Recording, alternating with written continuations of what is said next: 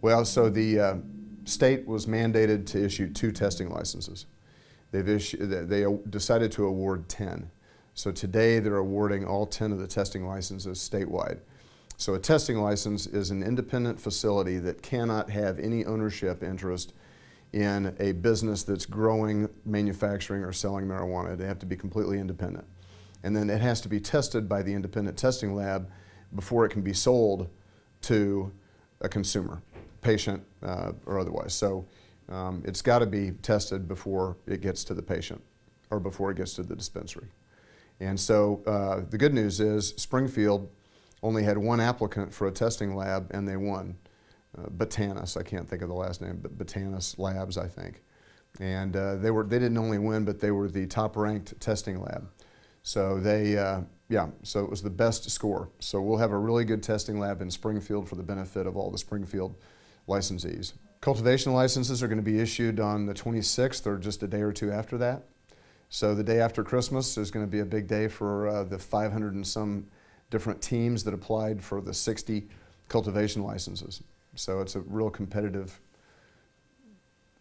field. Well, our cultivation license is the 60 that are being issued. That's the ability to grow as a producer for the dispensaries and the manufacturers. So it's 30,000 square feet of flower max. So these are big producers. That's different than the home grow.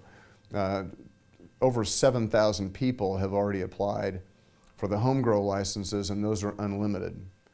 The problem with the home grow license is you are inviting an inspector to demand entry into your home immediately during business hours. So there will be inspectors out between, I assume, 8 and 5 o'clock or 8 and 4:30 on a daily basis, Monday through Friday. And if they ring the doorbell at your house and you're there and you don't let them in, then you lose your license.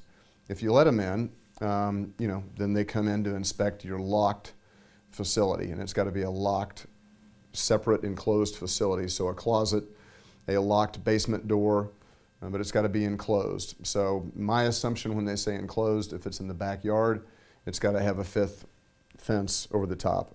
And I don't think that it's supposed to be visible from over the property line, so it'd be hard, I think, to have it outside.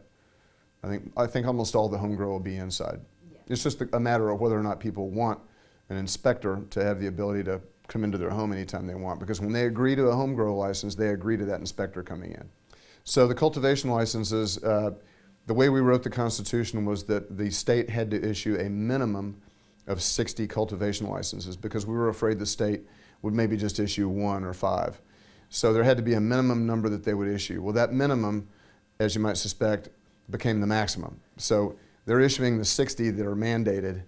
They can increase that number if they want to or if demand requires it. So that number can get higher, but it's not right now. Yeah, so if you want to grow it, other than the inspector coming into your house, you're agreeing that you won't have more than a 90-day supply on hand. So that's 3/4 of a pound of of cured marijuana. You can have 6 plants that are flowering if you're just a patient. So if you're just a patient, you have 6 plants that are flowering, plus 6 plants that are not flowering, plus 6 clones, which are anything under 14 inches. So you could have 18 plants as a patient, but only 6 of them can be flowering at any one point in time. To be able to home grow as a patient or a caregiver, you have to fill out an application with the state. You have to send in your medical records that show that you have a qualifying condition, which any sort of a medical condition pretty much will qualify, especially pain-related, is about 80% of the market. So you send that application in. The state has 30 days to get that application back to you to tell you whether or not they're going to award you the home grow license. Right, they're applying for patient cards right now, even though there's no product. They can't get the medicine, and the card only lasts for a year.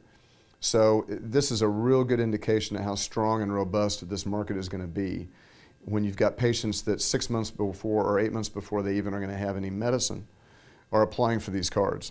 So we suspect that Oklahoma is 5% of the population at this point. 5% of the population has a patient card because it's such a great alternative to opiates and a lot of other medication. So Oklahoma has seen their opiate crisis wane and their medical marijuana market pick up the slack. And so we suspect that Missouri, when it matures, I suspect that within 18 months, we'll have 3 or 4% of the population. If we hit the 5% mark like Oklahoma already has just 16 months into it, that's 300,000 patients in Missouri. It's not necessarily legal. I don't think it's legal, okay? No one's asked me that question. I'm not giving a legal opinion, but there are people that have their patient card that Oklahoma and Arkansas allow reciprocity. So if you show them a patient card from Missouri, they will sell you medical marijuana in Oklahoma or Arkansas, or I think even Illinois for that matter. The illegality comes in when you bring it back across the state line. It's illegal to transport it back to Missouri. And, but the Missouri Police Officers Association, you might be able to get your hands on this letter, issued a letter a couple weeks ago that is like a recommendation to all of the members of that Police Officers Association. And that letter basically says that they recommend not arresting anybody if they have marijuana within the legal limit of the amount and they have a patient card. Don't ask them where they got it, just don't arrest them. So we think that that's going to carry over so that people don't have to technically wait, that they'll still get a pass even if they maybe obtained it illegally. They've got a patient card, they're using it for medical purposes, leave them alone is kind of the hope.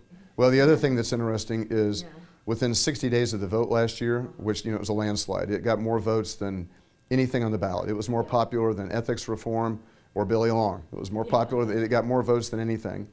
So the Kansas City, the Jackson County prosecutor, St. Louis City prosecutor, and the St. Louis County prosecutor all said that they will stop prosecuting marijuana possession crimes. So they're just not going to prosecute. So that's another indication that kind of a sea change in Missouri.